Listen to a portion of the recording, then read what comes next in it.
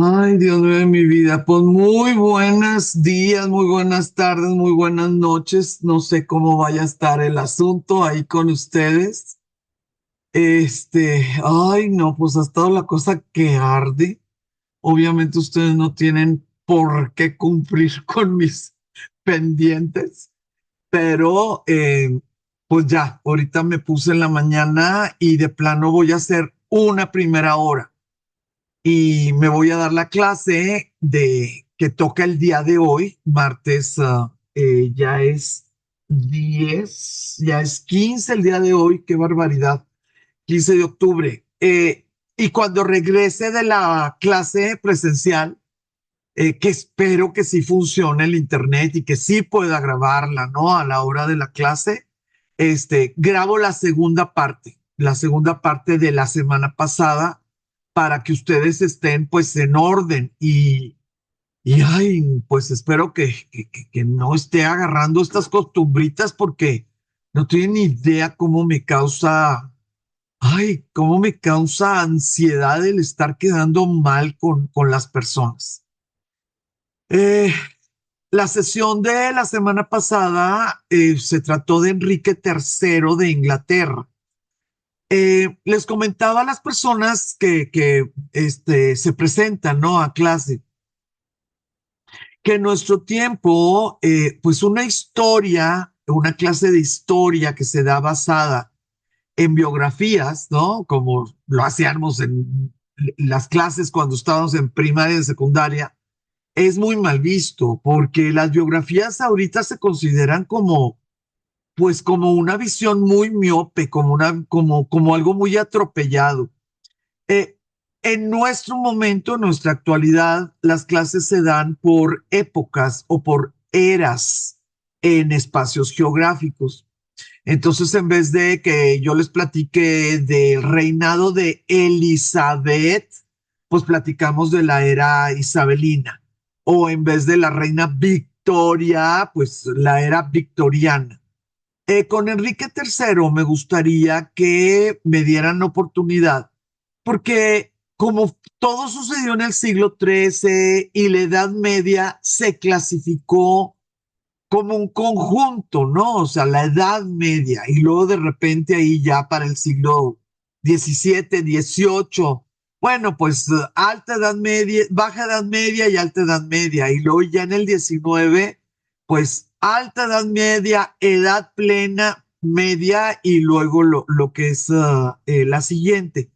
Pero no, todavía no hemos llegado, no sé, a las clasificaciones de los espacios o de las épocas que sí marcaron el rumbo de esas naciones.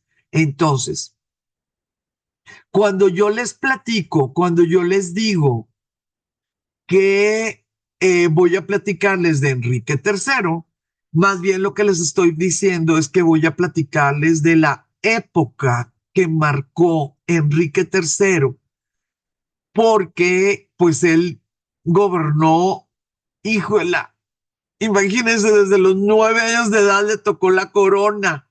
Imagínense nada más. Y pues sí vivió bastante, bastante para ese tiempo. Él nació en 1207 y falleció en 1272. Entonces sí podemos notar pues una gran cantidad, ¿verdad? O sea, tres cuartas partes de lo que es el siglo XIII. Otra cosa que me gustaría, por favor, que entendiéramos es que todavía no está unificado lo que nosotros conocemos pues como Reino Unido, ¿no? United Kingdom, que es lo que así se llama UK, lo que se llama actualmente, pues esas islas, las islas que nosotros sabemos que contienen a Inglaterra, a Escocia, a Irlanda y a Gales, ¿no? Es el Reino Unido. Falta rato, faltan siglos para que suceda eso. También necesito que vean que dice ahí Rey de Inglaterra. O sea, Escocia todavía no es parte de la historia que les estoy contando. Rey de Inglaterra, señor de Irlanda y duque de Aquitania.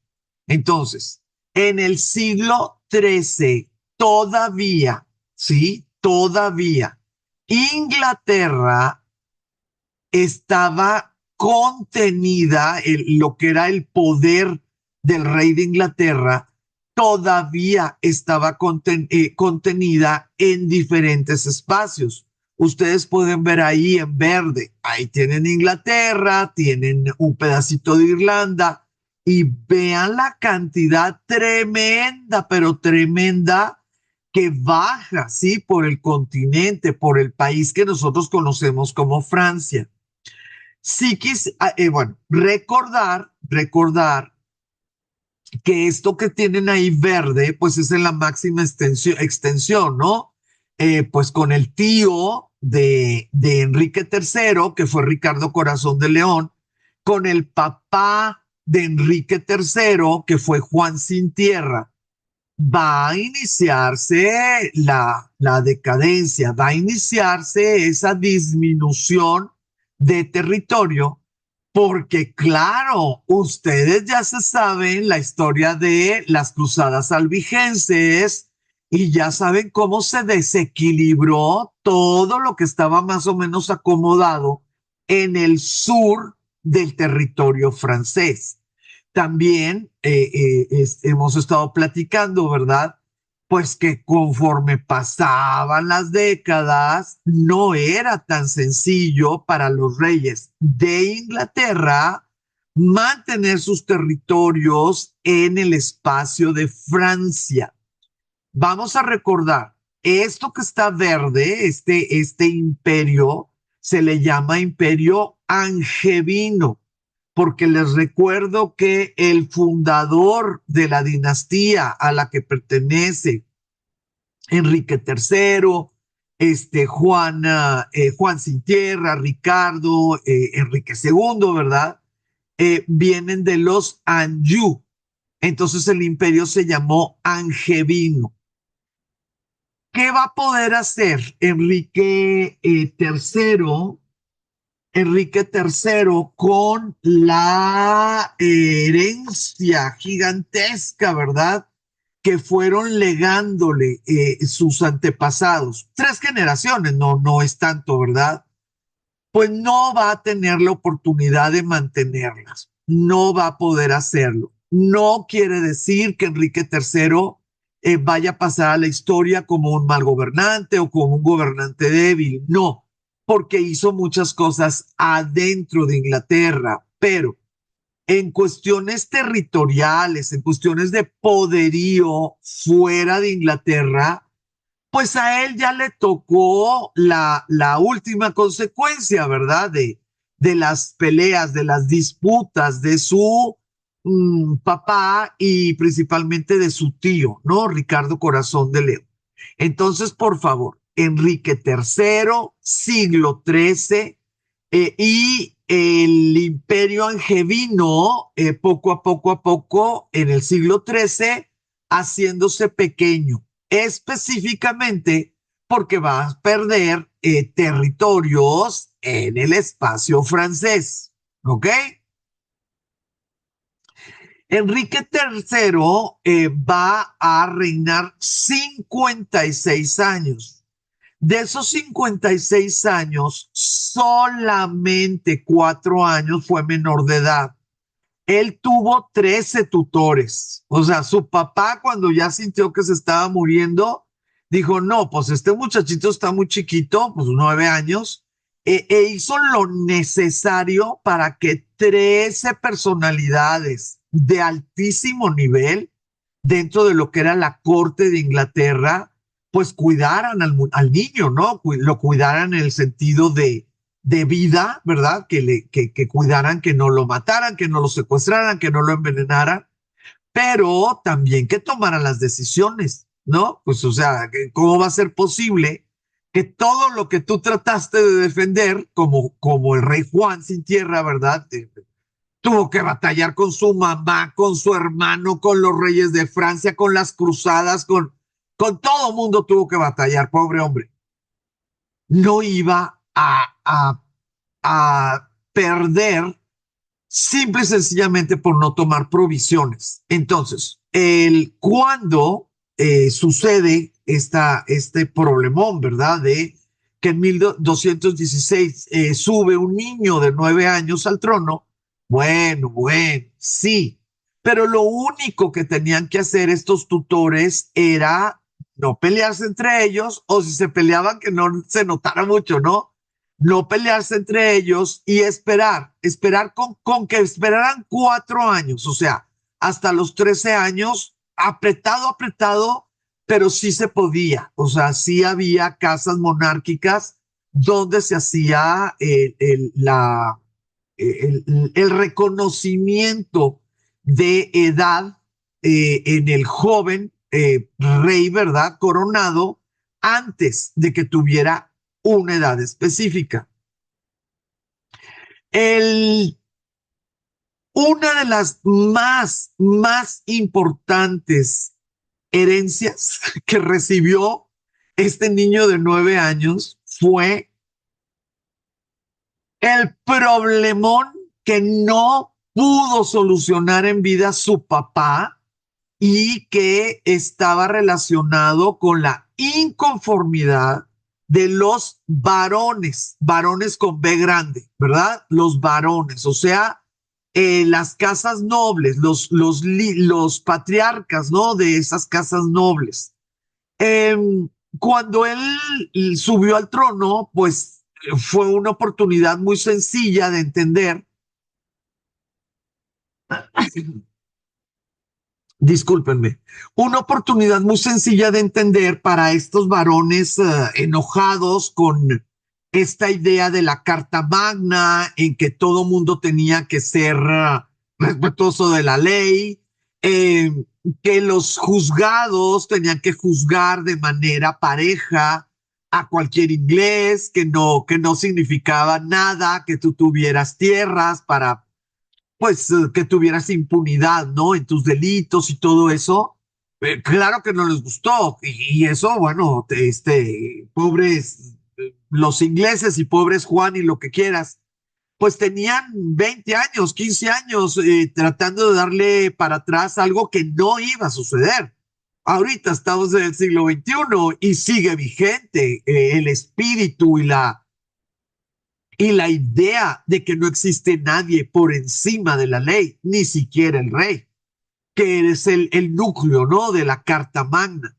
Pues sí, pero a los varones no les interesaba esa situación. Había veces que alguien se salía del huacal y había rebeliones, había conspiraciones.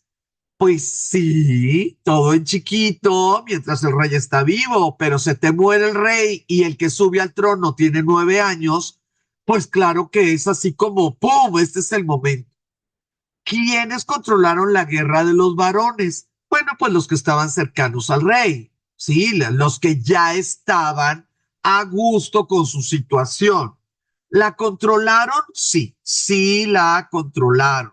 Pero sí quisiera comentarles algo porque pues estamos tratando en esta clase de ver cómo en la Edad Media, por falta de comunicaciones, por falta de supervisión, ay, qué barbaridad. Pues muchísima gente hacía lo que le daba la gana y a lo mejor antes de que le llegara el castigo, pues ya se había muerto, ¿no? Porque había pasado años para que se fuera la noticia y tomaran decisiones y regresara pues alguna reprimenda o algún castigo o alguna situación. En el caso de este 1216 con la muerte del rey, con el ascenso al trono de un niño de 9 años, en medio de la primera guerra de los varones. Ellos no sabían que era primera, pero bueno, al rato les cuento la segunda. Uno de los cardenales declaró que la guerra contra los varones rebeldes era una cruzada religiosa. A ver, ¿por qué hizo esto? ¿Por qué? O sea, el rey sí era católico, pero también los varones eran católicos y nadie estaba haciendo cosas de blasfemia ni herejía. No, o sea, no se pueden hacer esas cosas. Bueno, sí se pueden, ¿verdad? No se deben hacer esas cosas. ¿Por qué? Porque les recuerdo que las cruzadas pues te dan la impunidad, te dan el permiso más grande del mundo. Puedes matar sin pecar, sin cometer pecado capital. Y ahí te va. Si por buena suerte no tuviste que matar porque tú no fuiste a la batalla, pero mandas a tu ejército para que deshaga lo que vaya pasando por enfrente, de cualquier manera, tú tienes derecho a la remisión de tus pecados.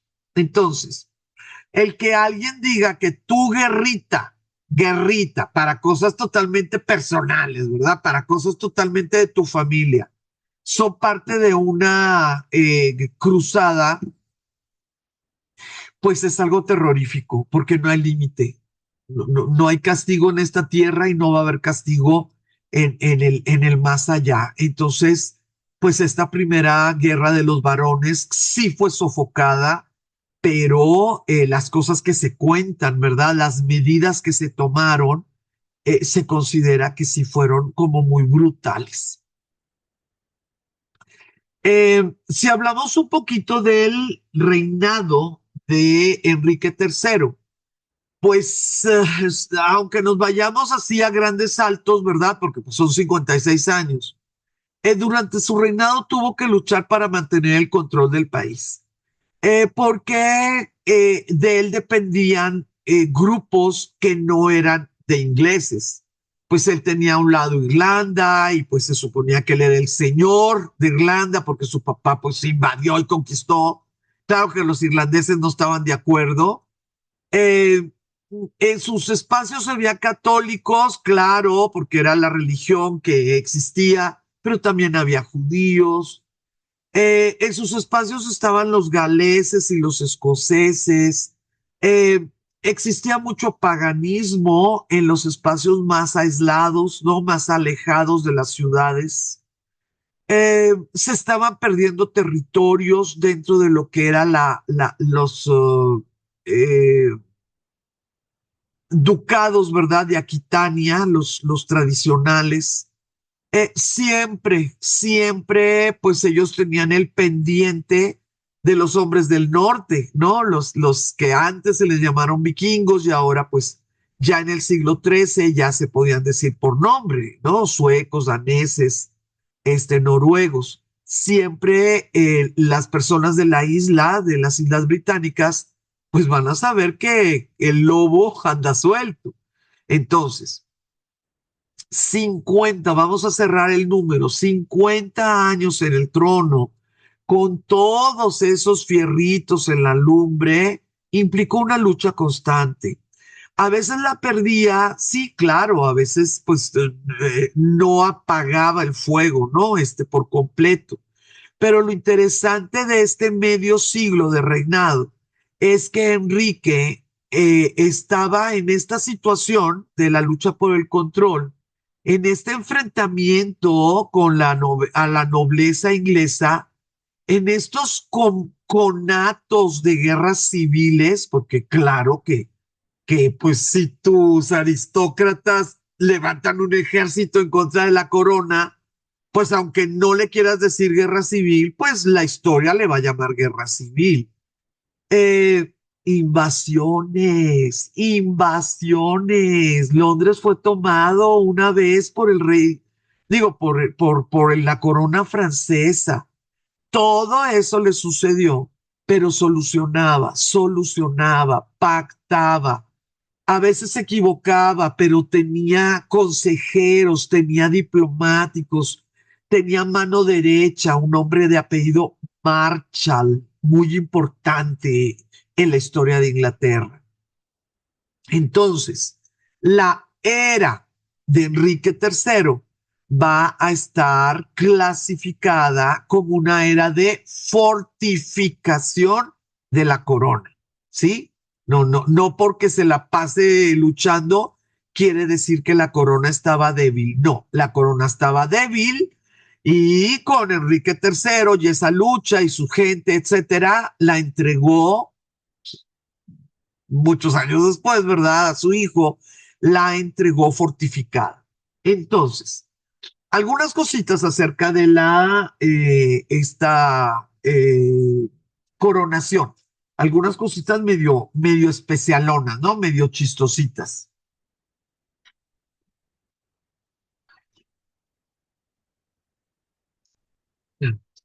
Nomás me encontré una servilleta, perdón. Es que por lo visto me dio una alergita ahí con el estornudo. Eh, de las cositas así como que fuera de lo normal es lo siguiente.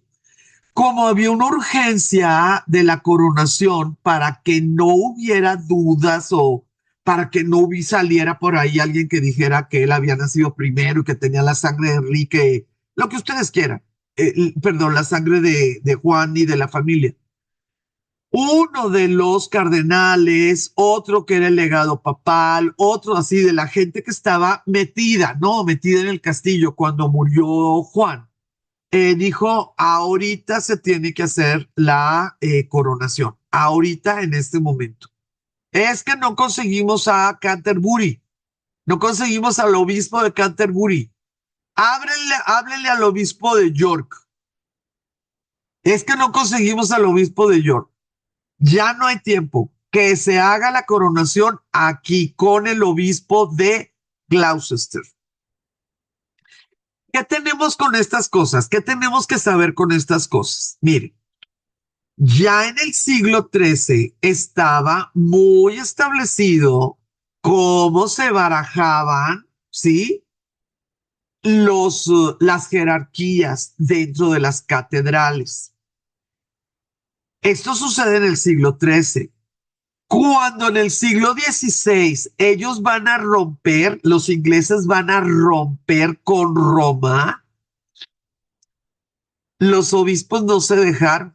Los obispos que se convirtieron a la nueva religión siguieron con las mismas jerarquías. Entonces eso lo tenemos que traer ahí en la cabeza, pues para entender por qué fue tan sencillo que sí se convirtieran.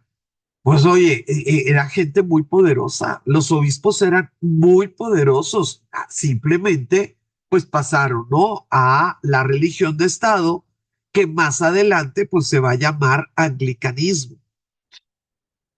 Otra situación de esto, de que se hubiera hecho rápido, ¿no? La coronación en Gloucester, es que no solamente se coronó, sino que también fue ungido con aceite sagrado. ¿Por qué es importante esto? Es muy importante. Porque en el siglo XIII ya la relación entre el derecho divino, la relación entre los elegidos de Dios, según la Biblia, ¿verdad? Con este aceite, con esta unción, pues ya estaba más que clara, ¿sí? En esta coronación del niño de los 9 años, ni había corona, porque en una de las trifulcas del papá, alguien se la robó, alguien se la perdieron, sabrá Dios. Y la mamá del niño le prestó una coronita de las que tenía ahí, pues ella, ¿no? Como un objeto personal. O sea, era mucho más importante el que la coronación se hiciera en una iglesia, bueno, en este caso, ¿verdad? En una catedral, y que fuera ungido por una autoridad eclesiástica. Eso es lo que quisiera, por favor, que entendiéramos en este siglo XIII y con este Enrique III y poder entender pues las cosas que suceden ya ahora, ¿no? En el siglo XXI, pues cuando las coronaciones. A Enrique III le va a tocar un poquito del rito sajón y un poquito del rito normando, porque les recuerdo que la familia de Enrique III pues sacó a los sajones y metió a los normandos, ¿verdad? En lo que es la línea de los reyes de Inglaterra. Entonces, claro que agarraron algo de lo que ya había, pero pusieron nuevas formas de hacer las cosas. El primer rey de Inglaterra unificada fue Sajón, ¿sí? Se llamó Atelstan y estamos hablando de principios del siglo X. Nosotros ahorita estamos hablando, nuestra clase es de principios del siglo XIII. Entonces, la unción, la idea de que eran elegidos de Dios y aceptados por los representantes de Dios en esta tierra, que son las autoridades eclesiásticas, viene desde el 924. Sí me gustaría, por favor, que vieran quién fue el que le puso el aceite sagrado a este primer rey de una Inglaterra unificada. Un arzobispo, o sea, no obispo, ¿verdad? Arzobispo de Canterbury. Por eso, cuando fue la muerte de Juan y el niño tiene que ser coronado rápido porque la guerra civil y lo que quieras, al que le tuvieron que preguntar fue a Canterbury. Digo, perdón, al que estaba en Canterbury. ¿Sabemos si este señor se hizo loquito porque estaba esperando a ver qué pasaba en este brote de guerra civil? O podemos imaginar que la cosa estaba muy difícil, pues porque pues los caminos y no estaba seguro ir de un lado a otro, etcétera. Yo no se los puedo decir, no, no lo sé, no lo sé, aunque sí lo investigué, no, no lo sé. La, el símbolo no es la corona, ¿verdad? Ya dijimos. El símbolo va a ser la unción, elegido por Dios como gobernante. Bueno, entonces, desde el principio, los principios del siglo X, ahorita estamos hablando del siglo XIII, y pues ya estamos en el siglo XXI, fíjense, y seguimos con detallitos de los diferentes ritos, aún en la actualidad, en las ceremonias de coronación de lo que sabemos que se llama actualmente Reino Unido. La ceremonia en aquel tiempo se celebró en Kingston. Según los siglos fue cambiando la residencia, ¿cómo se llama? La residencia del rey. Y según los siglos, pues a veces sí tenían la oportunidad de estar en Canterbury, a veces no, a veces se movía el obispo, el arzobispo. Todavía no está claro que todos los reyes tienen que moverse a un espacio en específico donde va a ser la coronación. Eso va a empezar con Enrique III.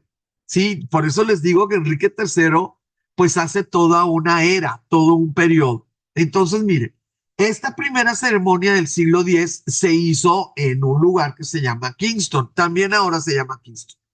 Quiero, por favor, que entendamos algo. En ese momento, este señor Atelstan, 924, con el arzobispo de Canterbury, juró proteger a sus súbditos y respetar sus leyes. Eso, que si pasó de la Edad Media, que si cambiaron las dinastías, que si cambiaron, pues las épocas, ¿verdad? Pues imagínate, o sea, estamos hablando de 1000 años.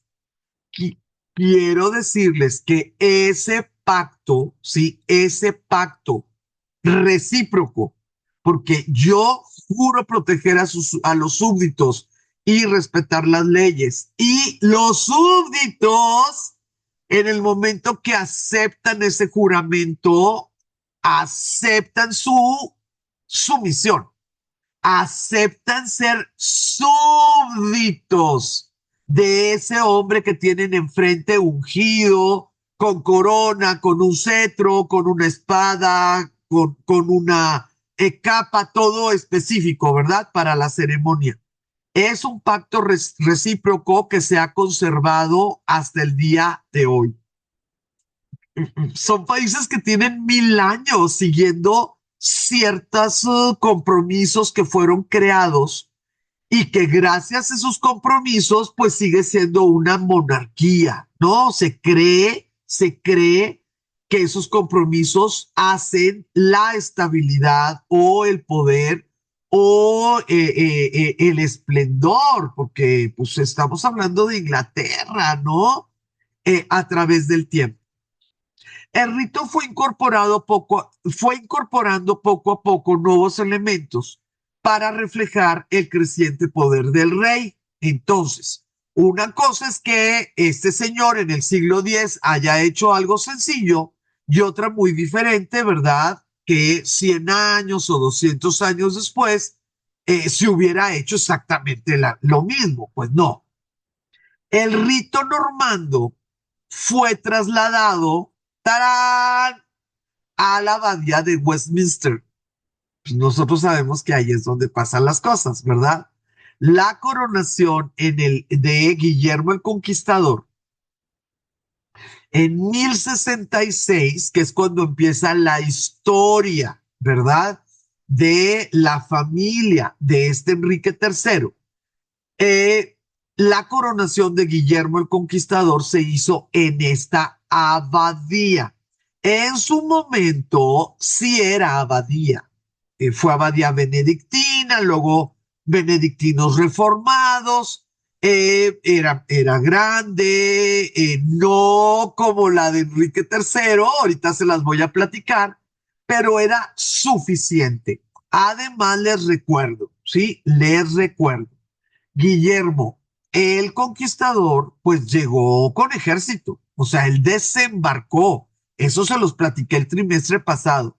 Él desembarcó, él venía de Normandía, en el norte de Francia, y él llegó diciendo que no había la menor duda que a él le tocaba ser el siguiente rey porque a él le había ofrecido la corona Eduardo el Confesor, el rey Eduardo, el que todo mundo pues confiaba y que no estaban ahí muy claras las cosas. Y llega este Guillermo y pues se hace ahí como que la novela o la telaraña, como le quieran decir, y le tuvieron que creer o decir que le creían, pues porque lo ganó por una guerra, ¿no? Lo ganó por una conquista. Y así es como se pasa la historia, Guillermo el Conquistador. Pero ahí les va, esto es muy interesante porque va a seguir y va a seguir. Esto sucede en el 1066 y yo les estoy contando algo que va a suceder en el 1216. Pues, ¿cómo es posible que algo permanezca, no? Permanezca por 150 años. Miren, ¿por qué eligió, bueno, dicen los historiadores, los conocedores, ¿verdad? ¿Por qué eligió la abadía de Westminster? Porque ahí se encontraba la tumba de Eduardo, fresca todavía, ¿no? Porque pues no, eran meses nada más que se había muerto el rey anterior. Porque era importante, porque era importante. Pues porque Guillermo quiso buscar una legitimación de secuencia. Aquí está el muerto y aquí está el vivo. Él dejó la corona, yo recibo la corona. Eso sucedió en el 1066. Conforme fueron pasando los reyes, ¿no? O sea, las vidas de cada uno de los reyes, pues claro que se fueron retirando del espacio de las tumbas. Pues tampoco es así como que muy buena agüero, ¿no? El estar coronándote con los muertitos a los lados. Pero sí quisiera comentarles algo. La abadía de Westminster, con tumbas de personajes tan importantes y las opciones de las coronaciones, hicieron como un círculo virtuoso, así como algo que pues no sabes qué fue primero, pero va a estar el Palacio de Westminster a un lado. Entonces, entre que el palacio le daba vida, dinero, prestigio a la abadía y la abadía le daba pues legitimación, control, celebración, etcétera, ¿no? A la vida de palacio, pues se fue haciendo lo que nosotros ahora, ay, pues claro que es lo primero que quieres ver, ¿no? Cuando vas a Londres.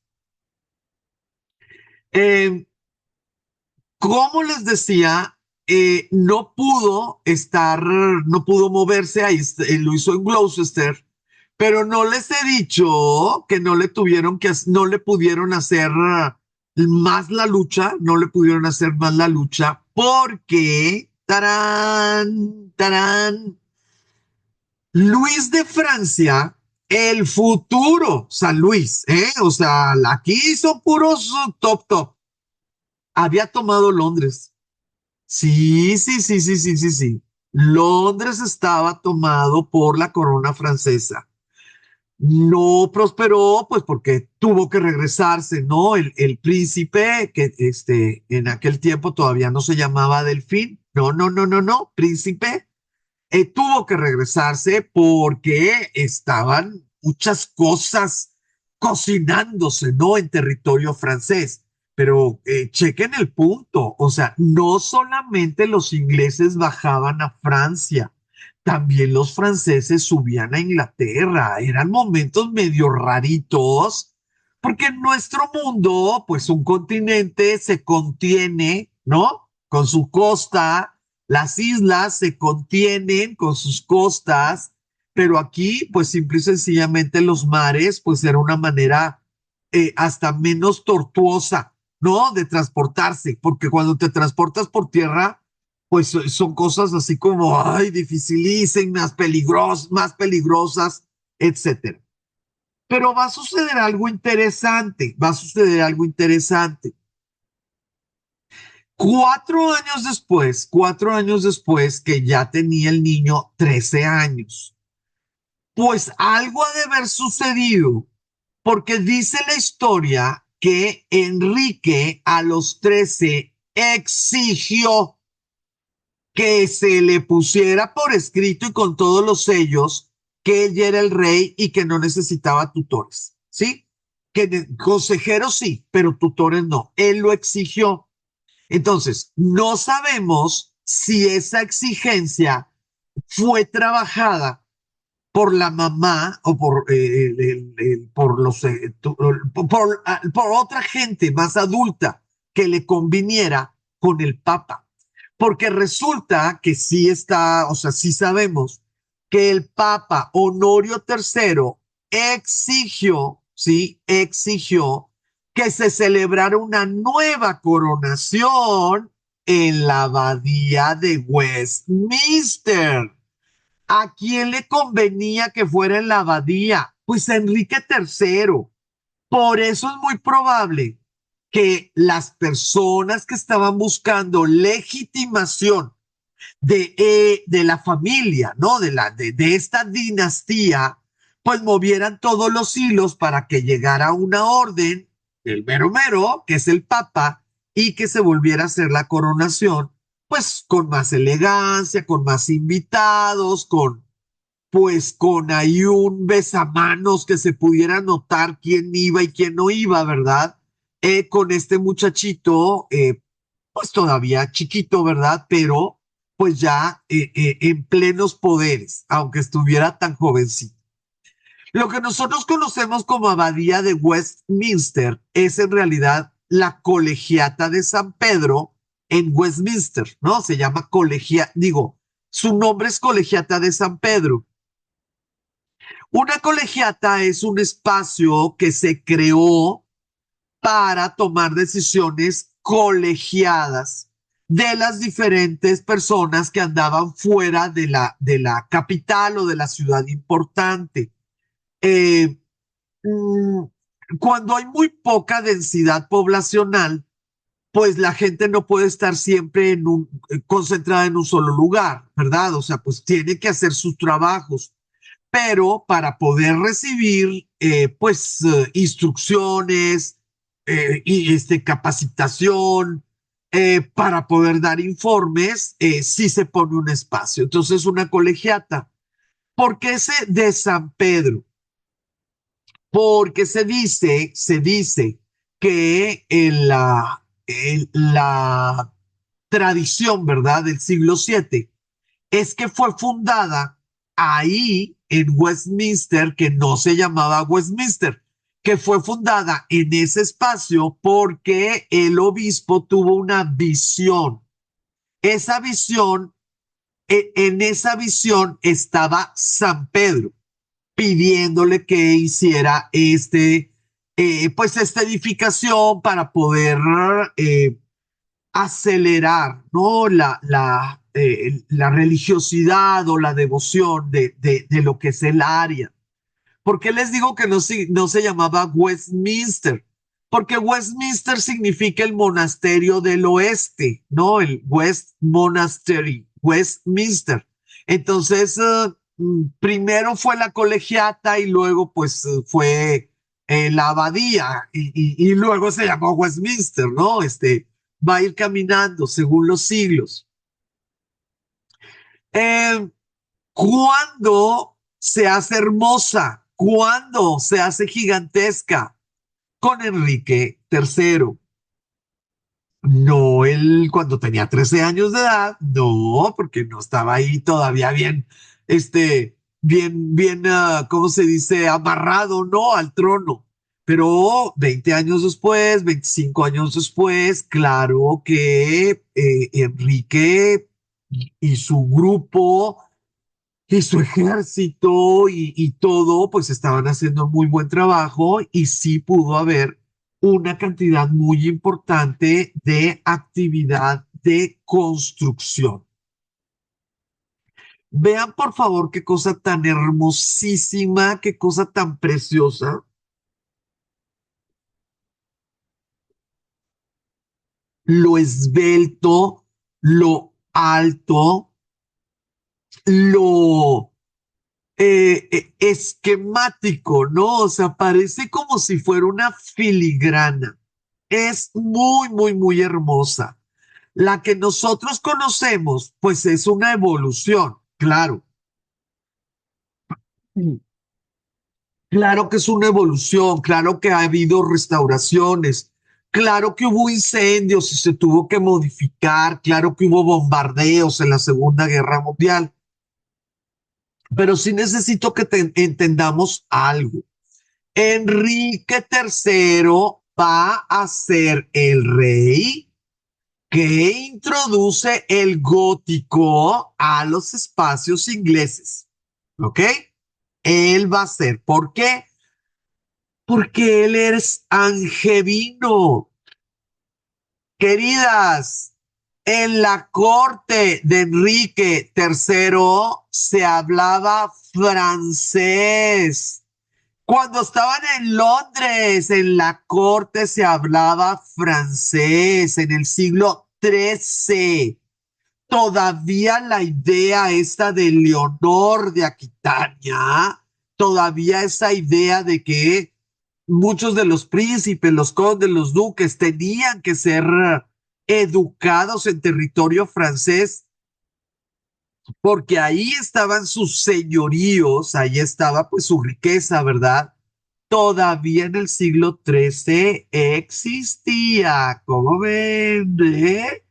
No, sí, la historia de Inglaterra es que es rara, es compleja, ¿sí? Eran enemigos, pero no se separaban de los enemigos.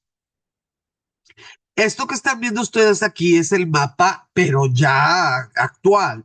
Y pueden ver cómo sí existe una cruz latina, ¿verdad? O sea, ustedes pueden ver aquí la cruz, pero también pueden ver el claustro, también pueden ver una cantidad tremenda, ¿no? De cositas que no tienes que ser arquitecto para darte cuenta que se le fue aumentando y se le fue aumentando y se le fue aumentando.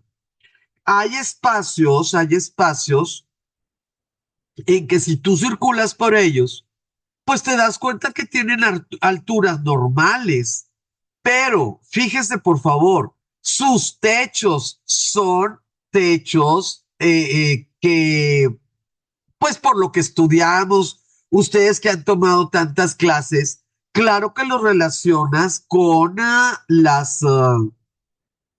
con el gótico, ¿verdad? No son los típicos techos de siglos antes que pues es solamente como que medio cañón. No se necesitan estos techos si no vas para arriba. Estos techos se inventaron para crear espacios de alturas tremendas, nunca vistas en otros siglos. Pero cuando tú tienes una nueva tecnología y una nueva manera visual, claro que es lo que queda. No, o sea, todo lo vas a hacer con con estas preciosuras de nervaduras, con estas hermosuras de nervaduras.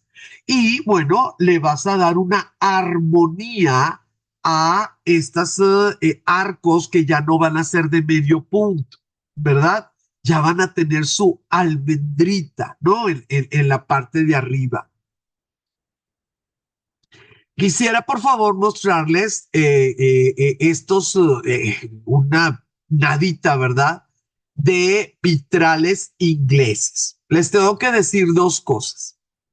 Una de las cosas es que la mayoría de los vitrales que nosotros los turistas, los visitantes, podemos admirar en el área de Londres son restauraciones, porque la ciudad de Londres fue terriblemente bombardeada en la Segunda Guerra Mundial. Sí, o sea, sí, sí, eso es una cosa que pues lo sabemos. Pero otra de las cosas, la segunda cosa que quisiera comentarles es la siguiente. No en todos los países se acostumbró el poner los escudos de las familias en los vitrales de las iglesias o de los monasterios.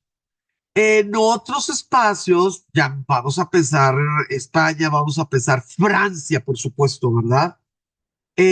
Los vitrales servían pues para mayor gloria de los santos, escenas bíblicas, eh, situaciones muy específicas de santificación o beatificación o milagros, ¿sí? Muchísimo, o sea, una relación directa con lo que es la religión, pero en los espacios que vamos a ir viendo poco a poco, ¿verdad? De las maravillas de las nuevas construcciones en este momento, siglo XIII, gótico inglés, sí vamos a notar que, pues como que era muy nuevo, que fue importado, no creado por una nueva manera de pensar, sino importado de tu vecino y que se utilizaron muchísimos de los escudos de las familias, muy probablemente para poder apaciguar a esos varones que ya llevaban dos guerras civiles en la corta etapa de las primeras décadas del reinado de Enrique III. Entonces, por favor, notar los techos con nervaduras, notar los vitrales con escudos de las familias, ¿verdad? Más importantes. Ay, pero aquí esto hermosísimo, ¿no? Esta hermosura es como una sombrilla, pero se le llama de abanico. Sí, es de abanico. Esto va a ser pues la característica del gótico inglés, va a ser la característica cuando tú volteas a ver en su momento una de las naves, no cúpula, naves más altas del mundo, sí, con Westminster. Lo lograron con tecnología, con técnicas arquitectónicas, ingenieriles, pero también con albañiles franceses. No es como que tú mandes a alguien a tomar video y luego te vengas a ver cómo le haces. Lo que hiciste, lo que hicieron los ingleses, en menor medida, en mayor medida, pues fue contratar gremios, no cofradías, gremios completos, ¿verdad? De masones, ¿no? Masón, albañil. Entonces también va a haber un cierto intercambio de pensamientos, ¿eh? Voy a platicarles del Palacio de Westminster y yo creo que voy a tener que quedarme aquí a menos que adelante. Como les decía, la abadía de Westminster, que después fue catedral, pues claro, ¿verdad? Porque pues les convino muchísimo que en vez de haber abades hubiera obispos y bueno, arzobispos en su momento. Con el tiempo, pues va a dejar de ser católica, ¿no? Porque pues ellos en el siglo XVI dejaron de ser católicos. Nada más como dato cultural, como dato curioso, quisiera comentarles algo. Cuando la reina Isabel ya puso en el siglo XVI, cuando la reina Isabel ya puso orden, ya dio instrucciones para que se estructurara, pues la nueva manera de funcionar como una monarquía, jefe de una religión, que pues no estaba ni siquiera organizada, ¿no? Cuando ella en el siglo XVI dijo, a ver, ¿quiénes se juntan y quiénes ponen orden en esta nueva religión? Pues se tuvo que definir qué iba a pasar con esto que nosotros le llamamos la abadía de Westminster. Y va a suceder algo muy especialito que persiste. En la actualidad es lo mismo. Se le dio una categoría a lo que es el edificio y a lo que sucede ahí adentro. Se llama Royal Peculiar, ¿sí? Royal Peculiar. Lo que sucede ahí adentro, lo que se gana de dinero, las riquezas, los tesoros, son de la corona. En su momento, pues eran de Elizabeth, ¿verdad? Pero bueno, fue pasando el tiempo. Son de la corona. No van a creer que en nuestro tiempo, con la forma en que se organiza, todas las cosas que hay, turismo, venta, lo que tú quieras y mandes, Westminster Abbey, ¿no? Le aporta ganancias a la corona. ¿Cómo, fin, cómo cambian las cosas, no? O sea, son situaciones, pues, no sé, muy específicas de un momento determinado y que por un tipo de organización o un tipo de sociedad, pues se mantienen a través de los siglos. Déjenme platicarles un poquito del Palacio de Westminster. El Palacio de Westminster en la actualidad es el lugar de reunión del Parlamento. Ahí están las oficinas, ¿verdad? De las dos cámaras legislativas, tanto la Cámara de los Comunes como la Cámara de los Lores, ¿ok? El Big Ben, que es totalmente nuevo, o sea, no se preocupe, porque pues si hay reloj es nuevo, no se preocupe. Yo quisiera nada más que no lo olvidáramos. Big Ben es el nombre de la campana, ¿ok? Es el nombre de la campana. ¿Dónde está la campana del reloj? ¿Dónde está el reloj? El nombre correcto es la torre del reloj, pero esa torre ya era parte del palacio, ¿ok? O sea, el Big Ben es ahora pues icónico y lo que ustedes quieran y manden, pero el reloj es lo más nuevo. Ahora con la muerte de la reina, de la última reina, ya no se le llama, oficialmente ya no se es la torre del reloj, ahora ya se llama la torre Elizabeth, pero eso yo creo que ni la mitad de los ingleses lo han de saber, ¿no? Pero pues esto sucedió en nuestro siglo. Pero por favor, este palacio de Westminster va a funcionar como palacio de la familia real.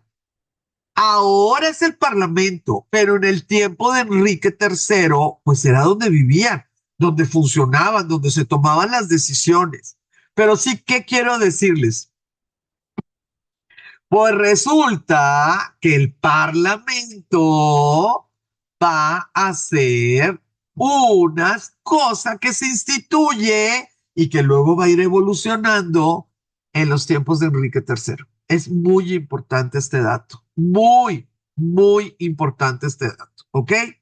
El término parlamento apareció por primera vez en los años de 1230 y 1240 para describir grandes reuniones de la corte real y se celebraban periódicamente las reuniones parlamentarias durante el reinado de Enrique.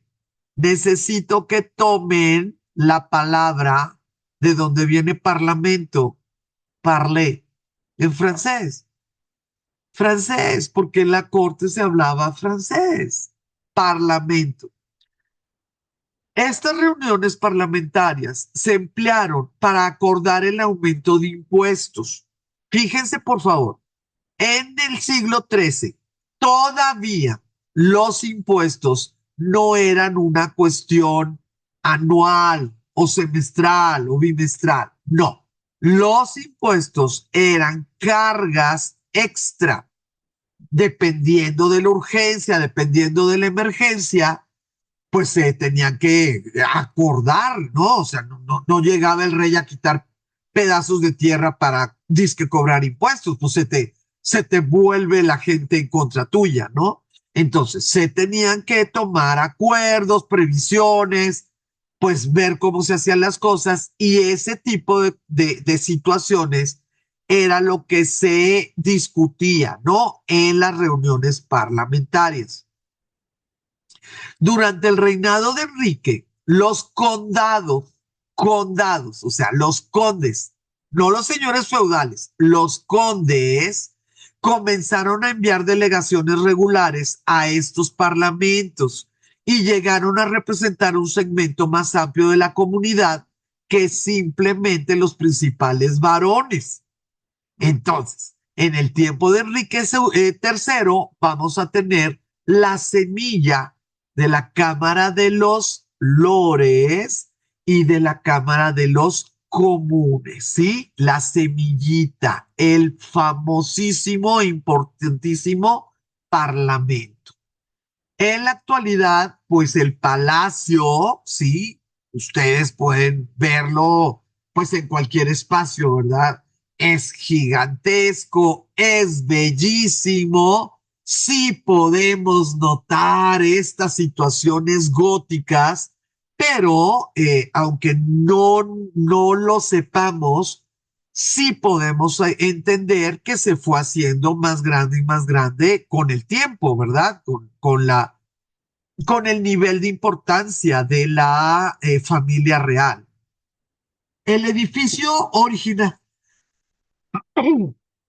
originalmente fue construido en el siglo XI como un palacio real y fue la residencia principal de los reyes de Inglaterra hasta el siglo XVI. ¿Por qué? Ay, por un incendio. Entonces, si nosotros decimos 1512, pues ya estamos hablando de los Tudor. Entonces, cuando nosotros hablemos de otro palacio, vamos a ver que ya no tiene las mismas características. ¿Por qué? Porque los Tudor crearon el estilo Tudor, ¿sí? Que es un estilo arquitectónico que es muy notorio y nosotros ahorita ya podemos saber que fue por un incendio que se tuvieron que cambiar y como se tuvieron que cambiar, pues tuvieron la oportunidad de crear su propio estilo. Mientras tanto, el gótico, ¿qué podemos decir? Que le regaló esta inspiración a los ingleses de muy alto rango, se vio en las capillitas, fuera de Londres, en los palacetes de estos señores feudales y claro, en las cosas que iba construyendo Enrique III. Eh, ¿Dónde está? Les quería comentar, a través de los siglos, el Palacio de Westminster se utilizó para otras cosas, porque el incendio solamente destruyó los apartamentos. Entonces, dejó de ser residencia principal, pero siempre se utilizó porque estaba en el corazón. Hay un espacio que bueno, que es el hall, ¿verdad? El hall de Westminster,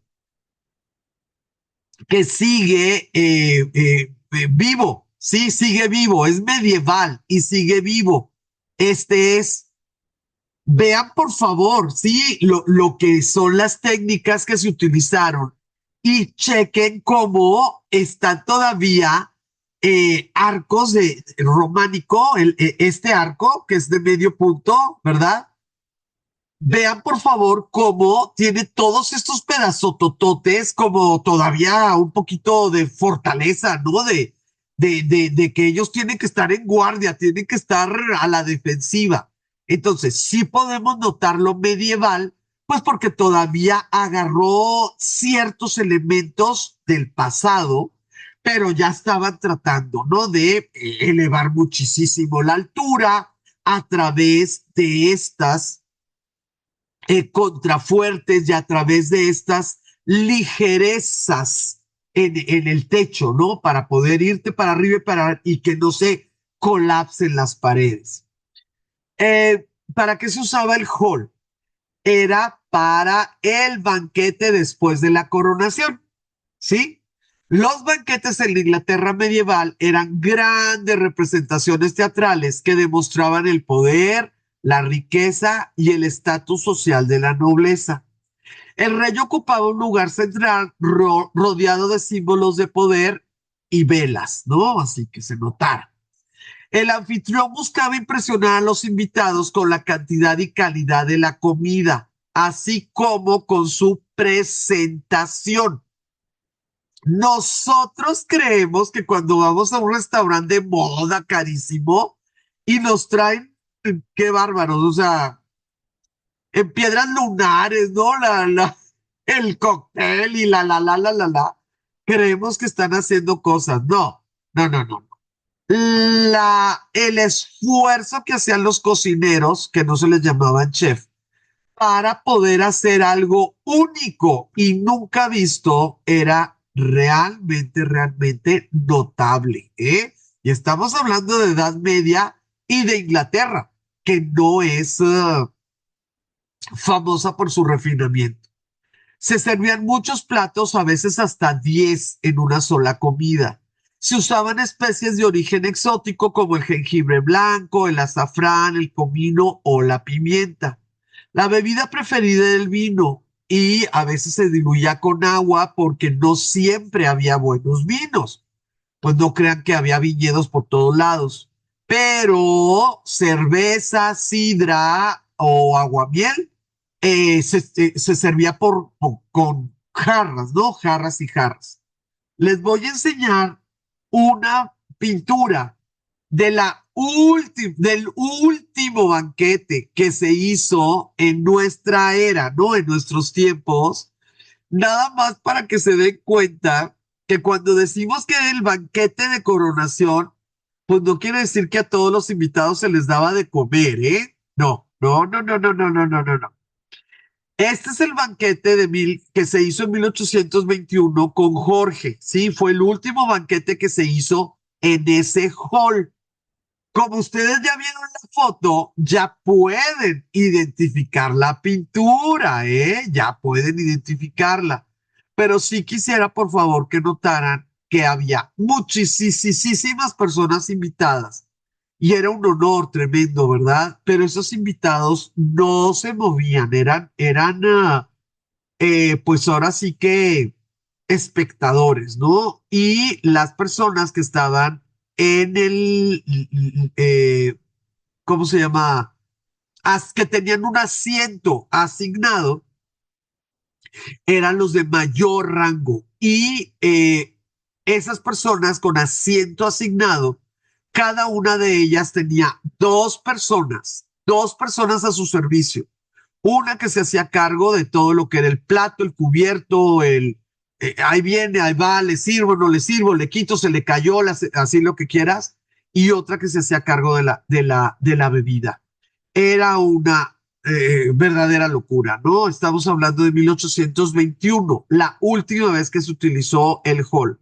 Si nosotros nos transmitimos nuestras imágenes, ¿no? A un banquete medieval en el siglo XIII, ¿no? Con el hijo, por ejemplo, de Enrique III, no hay que imaginarnos este orden, pero sí hay que imaginarnos esa cantidad de gente, porque en el medievo, ¿cómo le gustaba a la gente? ¡Qué barbaridad! Esas multitudes, ¿no? Entonces, miren, ya tengo que quedarme aquí porque pues me tengo que ir a dar la clase de las 11, pero de verdad les pido nuevamente disculpas, de verdad, es que se me complicó demasiado. Hoy en la tarde grabo la segunda parte de esta clase, de tal manera que ustedes, claro que van a tener las 2 horas de clase, sin duda, sin duda. Les mando un beso y nuevamente muchas gracias.